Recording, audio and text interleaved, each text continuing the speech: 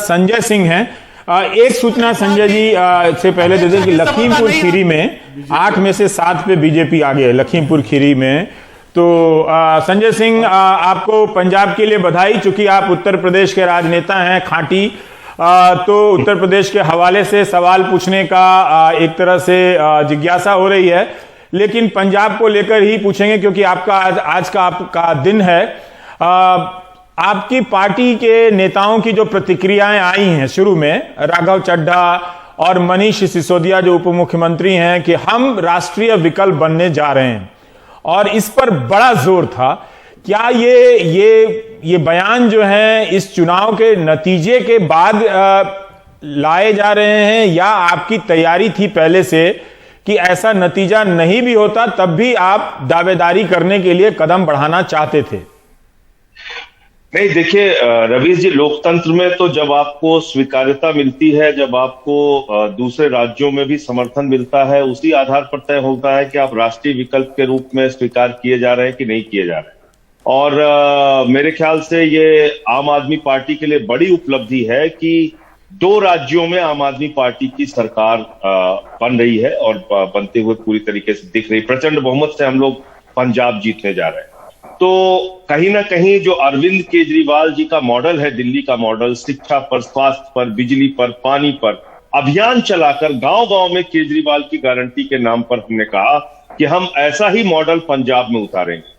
भगवंत मान का एक करिश्माई व्यक्तित्व था, एक उनका वहां पे चेहरा था सीएम के रूप में, जिसको लोगों ने बहुत उत्साह और खुशी के साथ स्वीकार किया और बड़ा वोट दिया उनको।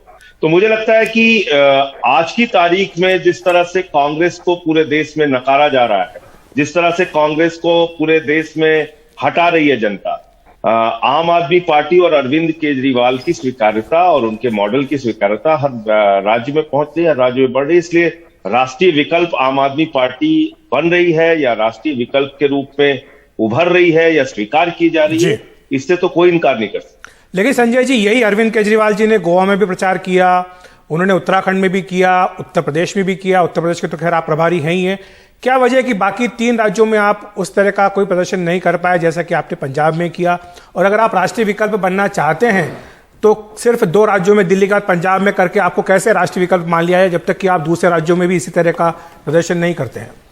देखिए रवीश जी, आपके सवाल पे मुस्कुरा रहे हैं, लेकिन हकीकत ये है कि आप कहीं किसी राज्य में जब पहला चुनाव लड़ रहे हो, तो खासतौर से उत्तर प्रदेश जैसा राज्य, आपने देखा होगा पूरे चुनाव के दौरान मैंने कभी भी, मेरा एक बयान भी आप नहीं देखेंगे जिसमें मैंने कोई सीट का दावा किया हो कि हम बहुत भारी सफलता या बड़ी जीत कोई हासिल करने जा रहे हैं उत्तर प्रदेश में।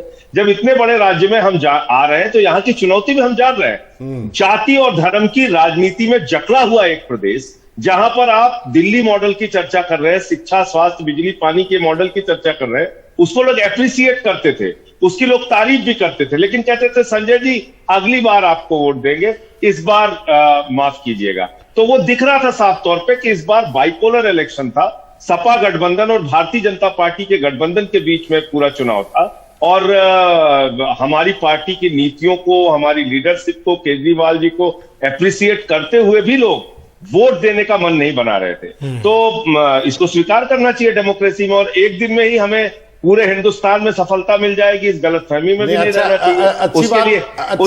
उसके लिए मेहनत करनी चाहिए, उसके लिए कोशिश करनी चाहिए। संजय जी, आपने अच्छी बात कही कि आप बड़ी ईमानदारी से बात कर रहे हैं, नेता इतनी ईमानदारी से बात अक्सर करते नहीं, लेकिन मेरा सवाल है गोवा के लेकर के।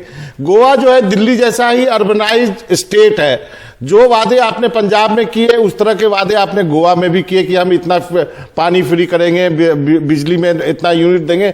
वहां पे ये दांव क्यों नहीं चला, उस पर कुछ बताएंगे?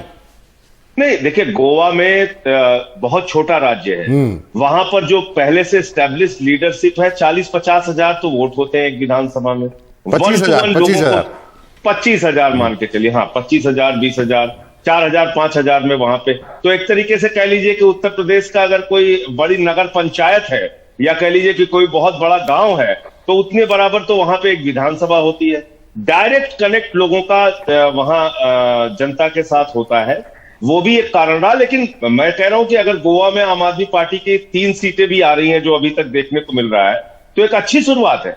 इतने सुदूर राज्य में गोवा के अंदर जाके अगर 3 सीट आम आदमी पार्टी को वहां मिल रही है, तो ये एक अच्छी शुरुआत है। पहले दिन से ही आप किसी राज्य में जाके तुरंत सरकार बनाने लगेंगे, मैं तो फिलहाल इस गलतफहमी में बिल्कुल नहीं रहता, और न इस गलतफहमी में किसी को रहना चाहिए। संजय जी 50-50 साल 40-40 साल पुरानी पार्टियां जो काम कर रही हैं वहां, निश्चित रूप से वो स्थापित दल है वहां पे। जी संजय जी, पंजाब में जिस तरह से कुमार विश्वास को आगे लाया गया अरविंद केजरीवाल को आतंकवादी बताने के लिए, आपको उनकी कुछ कविता इस वक्त याद आ रही है? देखिए रवीश जी, आप क्यों समझ के बैठे थे कि मैं सब कुछ अच्छा पूछूंगा? मैं बिल्कुल मान के बैठा था कि आपके साथ बैठे हैं तो आप सब कुछ अच्छा पूछने वाले नहीं है। लेकिन मैं एक चीज ये जरूर कहूंगा कि जब किसी के साथ आपके रिश्ते होते हैं तो आप अगर एक थाली में एक साथ खाना खाए हुए हैं, किसी कारण से भी आप अलग हो गए, तो कभी भी इस प्रकार के कमेंट करना और बेबुनियाद बातें करना जिसका कहीं दूर दूर तक कोई आधार नहीं है, उस पर लोग हंसते हैं, मजाक उड़ाते हैं और कभी भी उसको स्वीकार नहीं करते। आपको याद होगा दिल्ली के चुनाव में भी केजरीवाल जी को आतंकवादी कहा गया था। दिल्ली की जनता ने कहा नहीं, केजरीवाल हमारा बेटा है, 62 सीटें दी। आज पंजाब में भी लोगों ने कहा आतंकवादी है, प्रधानमंत्री तक ने कह दिया, तमाम तरीके की आलोचना की गई, कितना बड़ा बड़ा आरोप लगाया गया, देश के 2 टुकड़े करना चाहते हैं, पता नहीं क्या क्या बोला गया। पंजाब की भी जनता ने कह दिया केजरीवाल हमारा बेटा है, हमारा बच्चा है, हमारा भाई है, हम उसके साथ खड़े होंगे।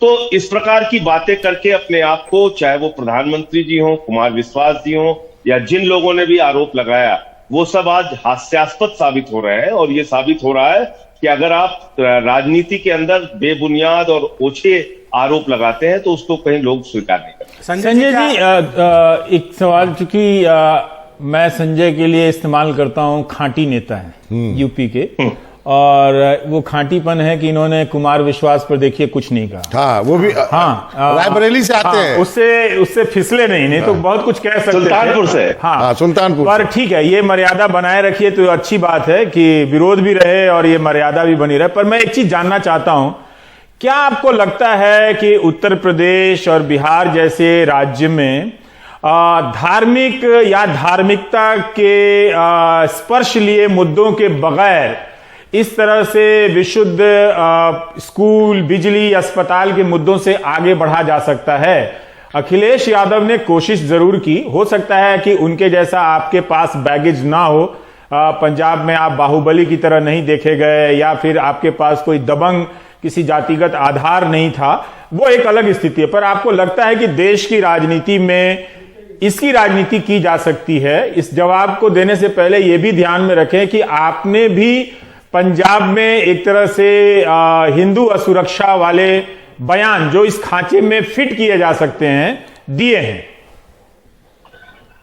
देखिए रवीश जी, आपने देखा होगा कभी भी जब भी राम मंदिर दर्शन भी करने गए, या हम लोगों ने तिरंगा यात्राएं भी निकाली, या हमने जब भी धर्म का पूजन अर्चन या मंदिरों में जाना, कहीं भी हमने अगर इस कार्यक्रम में हिस्सा लिया, तो हमेशा प्रेम की, सद्भावना की, एकता की, भाईचारे की बात की। उत्तर प्रदेश की सारी तिरंगा यात्राएं हम नारा लगाते थे, हिंदू, मुस्लिम, सिख, ईसाई आपस में सब भाई भाई। तो हम धर्म को सही रूप में लोगों के सामने रखने का प्रयास करते हैं। वो चाहे सिख धर्म हो, हिंदू धर्म हो, इस्लाम हो, ईसाई हो, ये सारे धर्म आपको मिलजुल कर रहने की, प्रेम से रहने की शिक्षा देते हैं। भारतीय जनता पार्टी जो धर्म का इस्तेमाल करती है, वो उन्माद फैलाने का, नफरत फैलाने का, लोगों को लड़ाने का, इस प्रकार से धर्म का उपयोग करती है। तो धर्म बुरी चीज नहीं है, उसका दुरुपयोग या उसका इस्तेमाल आप किस तरीके से कर रहे हैं। राष्ट्रपिता महात्मा गांधी जी भी धर्म का इस्तेमाल करते थे।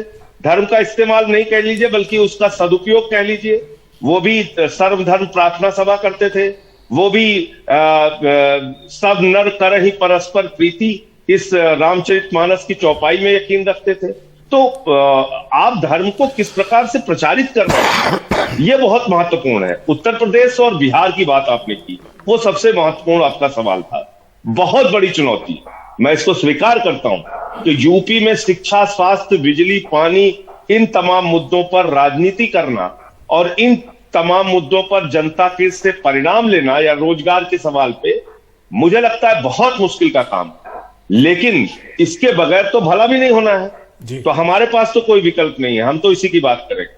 हम तो शिक्षा, स्वास्थ्य, बिजली, पानी, दिल्ली के मॉडल की ही बात करेंगे। लेकिन चुनौती बहुत बड़ी है, इसको आसानी से स्वीकार लोग नहीं करेंगे। यूपी बिहार में ये बहुत बड़ी चुनौती है, मुश्किल है। इसके बगैर भला भी लोगों का नहीं होना है। जाति धर्म के खांचे में अगर हम लोग फंसे रहेंगे तो खास मतलब जैसे दिल्ली मॉडल की या अब हम पंजाब में वही काम करने की बात कर रहे हैं, तो ये चीज तो संभव नहीं है। यहाँ तो संजय जी, जो बात रवीश ने शुरुआत में पूछी थी कि मनीष जी का बयान आया, राघव चड्ढा का बयान आया कि अब पंजाब की जीत के बाद आम आदमी पार्टी अपने आप को एक राष्ट्रीय विकल्प के रूप में पेश करेगी, तो ये जो आप लोगों का इरादा है, क्या ये ममता बनर्जी की महत्वाकांक्षा के आड़े नहीं आएगा? क्योंकि वो तो ये कहती है कि वो भी यही विकल्प के तौर पर अपने आप को पेश करना चाह रही हैं। और फिर क्या कांग्रेस पार्टी को ये पसंद आएगा? कांग्रेस पार्टी जो अपने आप को राष्ट्रीय पार्टी कहती है, भारत की सबसे पुरानी पार्टी कहती है, क्या वो ये पसंद करेगी कि आम आदमी पार्टी जो एक आंदोलन से निकली है, जिसको अभी पैदा हुए 7-8 साल हुए, वो अपने आप को राष्ट्रीय विकल्प के रूप में 2024 में पेश करे? देखिए, बुरा मत मानिएगा, लेकिन मैं ये बात कहना चाहता हूं कि क्या कांग्रेस पार्टी किसी चुनाव में आपको लगता है ऐसा कि वो जीतने के लिए चुनाव लड़ती है? किसी भी चुनाव में कांग्रेस पार्टी आपस में लड़ने के लिए चुनाव लड़ती है, एक दूसरे के टांग खींचने के लिए चुनाव लड़ती है। लेकिन कहीं से भी ये अगर आप कहें कि कांग्रेस पार्टी कहीं से चुनाव जीतने के लिए चुनाव लड़ती है, तो चुनाव जीतने के लिए तो चुनाव ही नहीं लड़ रहे हैं। कांग्रेस पार्टी एक विकल्प के रूप में देश में नकारी जा रही है, हर जगह पे हार रही है चुनाव।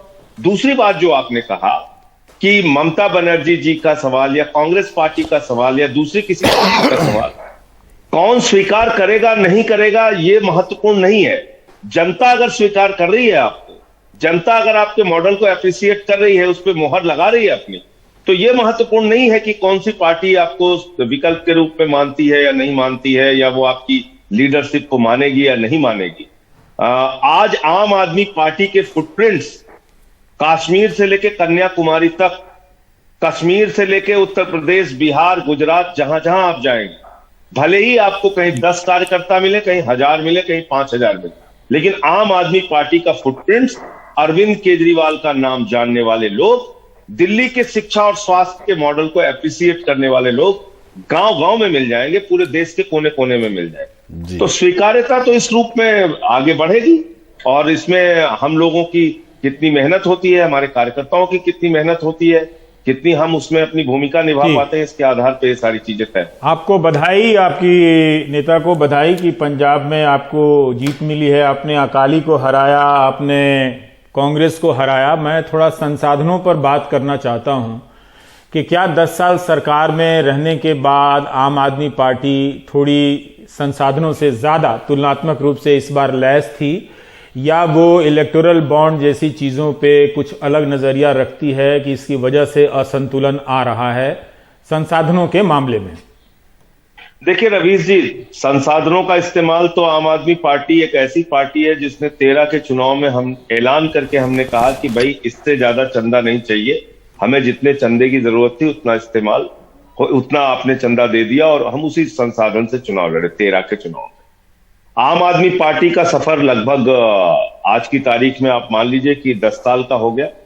तो 10 साल के इस अंतराल में चंदा देने वाले, सपोर्ट करने वाले, आर्थिक रूप से मदद करने वाले लोगों की संख्या भी बड़ी निश्चित रूप से बढ़ेगी। तो इसलिए संसाधन हमारे बढ़े हैं, लेकिन आज भी बहुत सीमित है।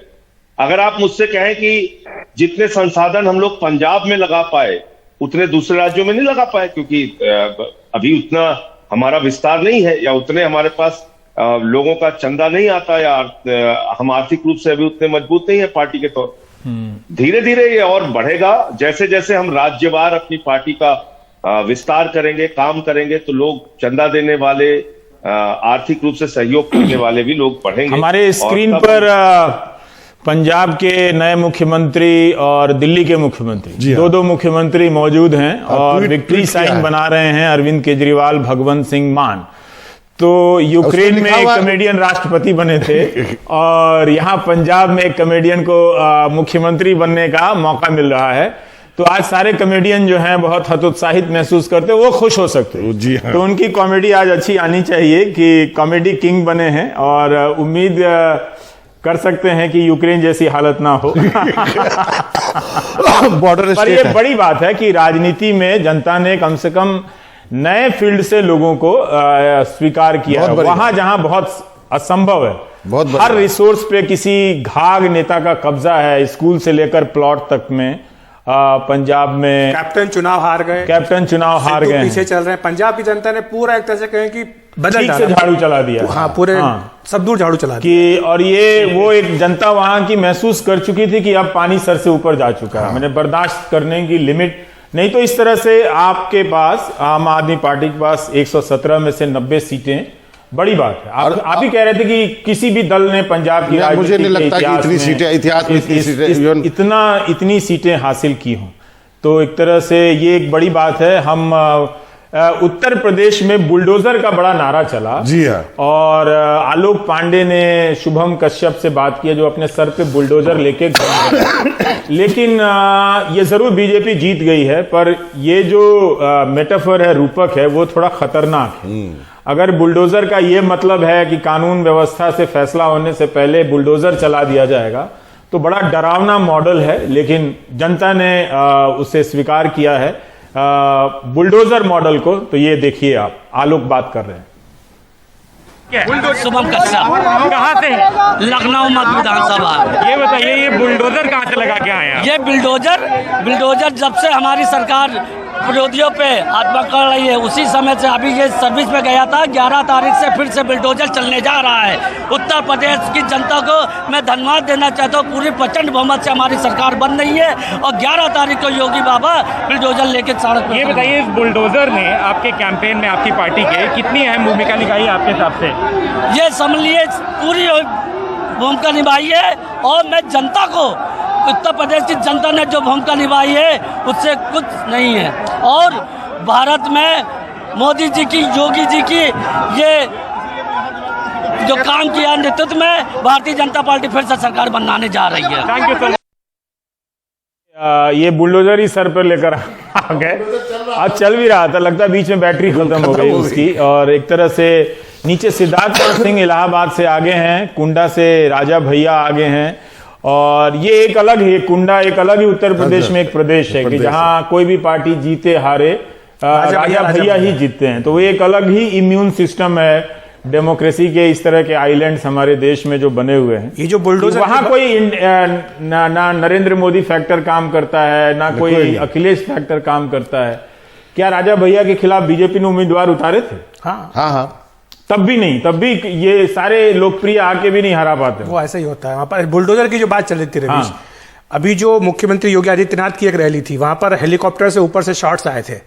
तो वहां बुलडोजर, उन्होंने रैली स्थल पर कई सारे बुलडोजर एक के बाद एक जेसीबी मशीन जो होती है उनको लाइन में खड़ा कर दिया था। और जब उतरे तो उनको एक तरह से उनकी सलामी दी गई है बुलडोजर की। हमने वो तस्वीर दिखाई भी थी यहाँ पे कि नोएडा की रैली में योगी आदित्यनाथ की रैली हो रही थी, बुलडोजर ले आके वो जेसीबी, तो बुलडोजर बाबा के नाम से उनको इस चुनाव में मशहूर कर दिया गया था।